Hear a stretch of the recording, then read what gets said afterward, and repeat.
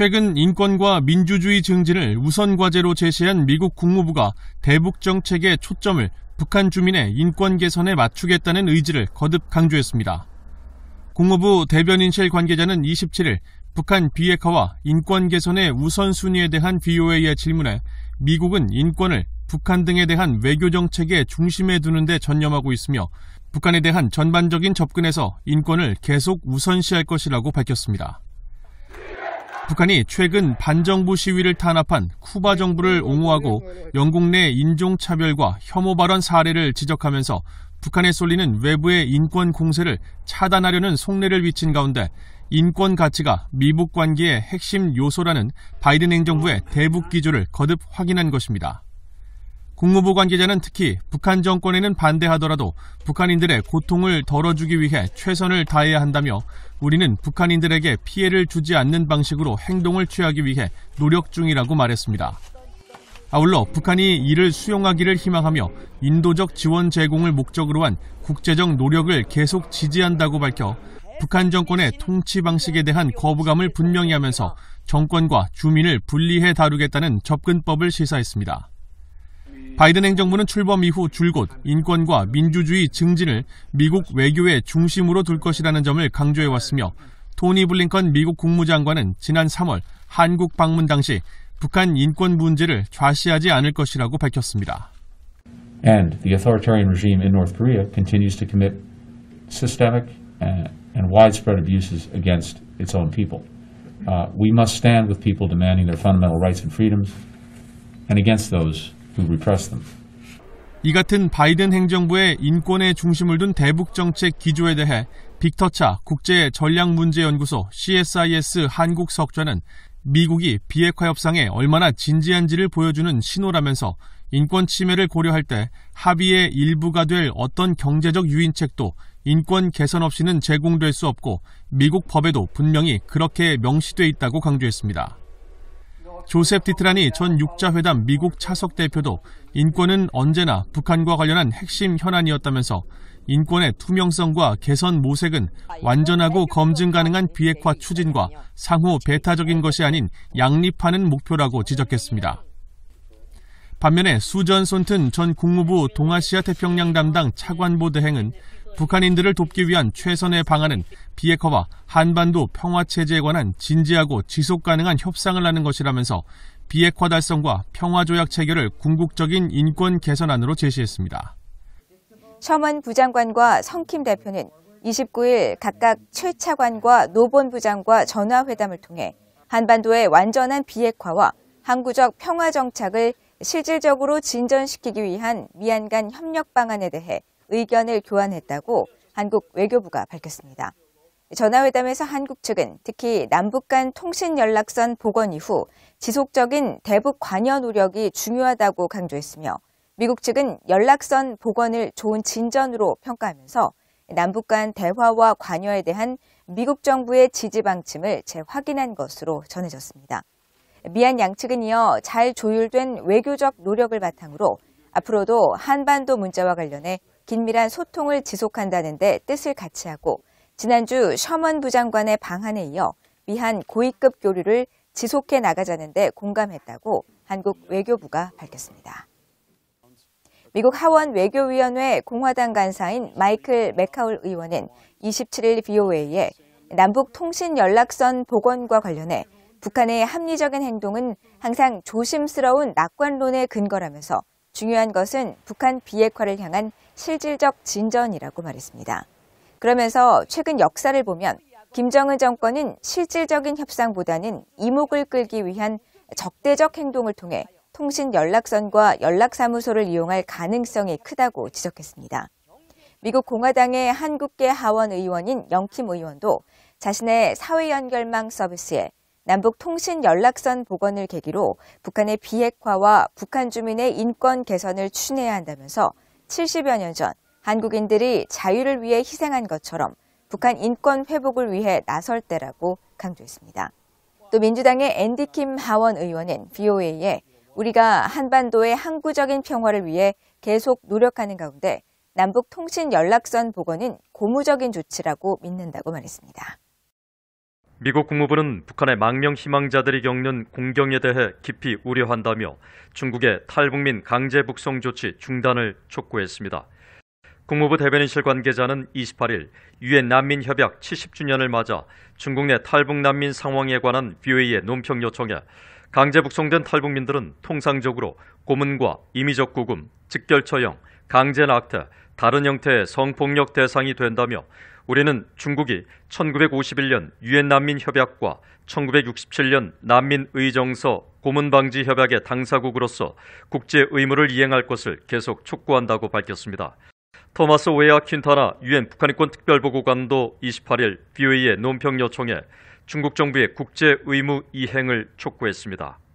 퀸타나 보고관은 중국 정부의 유엔 난민 협약에 따른 의무 준수와 송환 시 고문에 직면할 수 있는 북한인들의 강제 북송을 하지 말 것을 계속 촉구한다면서 유엔의 강제 송환 금지 원칙을 강조했습니다.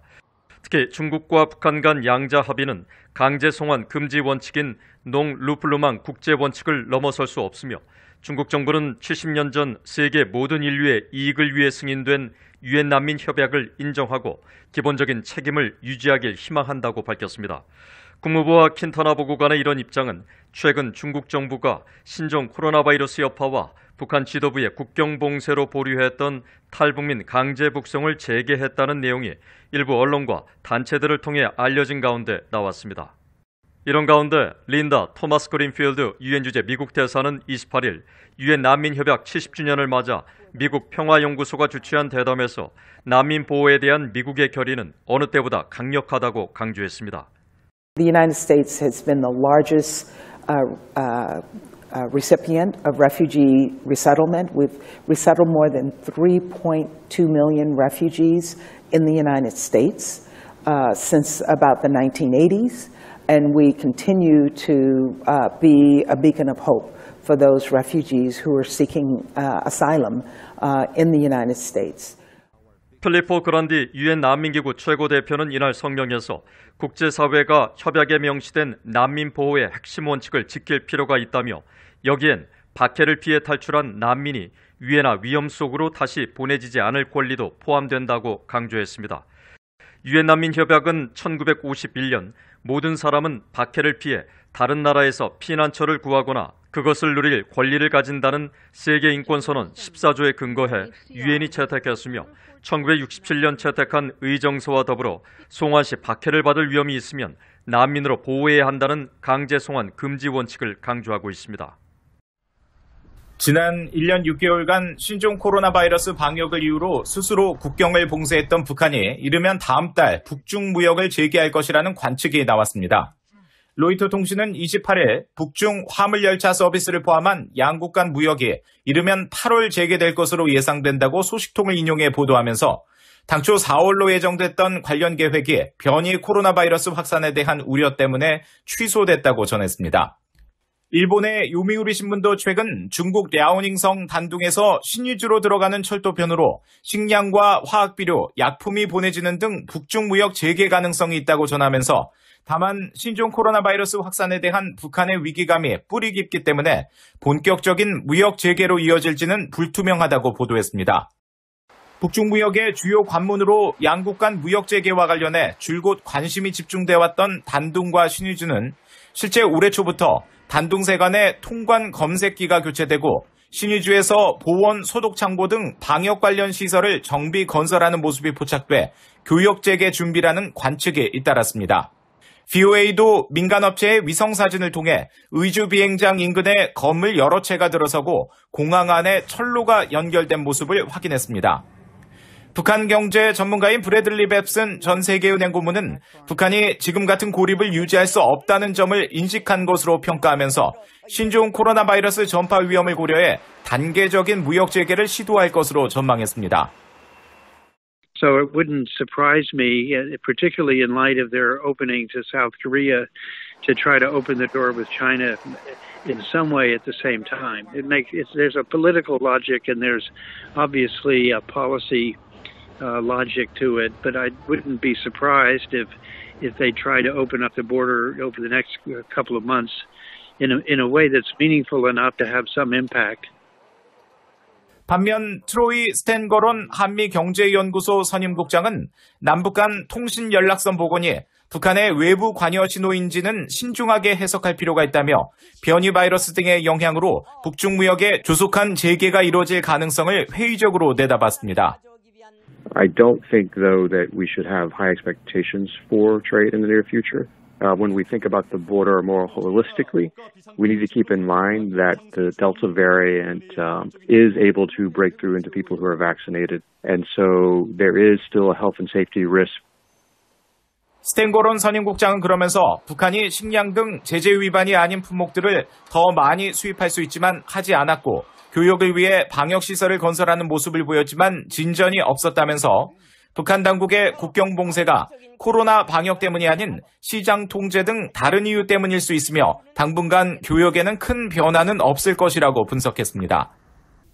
한국의 코트라가 30일 발표한 2020년도 북한의 대외무역 동향 보고서에 따르면 지난해 북한의 수출은 전년 대비 약 68% 감소한 8,930만 달러를 기록했으며 수익은 약 74% 줄어든 7억 7천만 달러로 나타나 전체 대외무역 규모는 73.4% 감소한 8억 6,300만 달러로 집계됐습니다. 북한은 특히 최대 교역국인 중국과의 교역이 75.4% 급감했고 최대 수출 품목인 철강과 시계 부품 등도 60% 이상 감소한 반면 음료와 알코올, 철강, 아연 등의 제품의 수입은 최대 170% 가까이 늘어난 것으로 나타났습니다.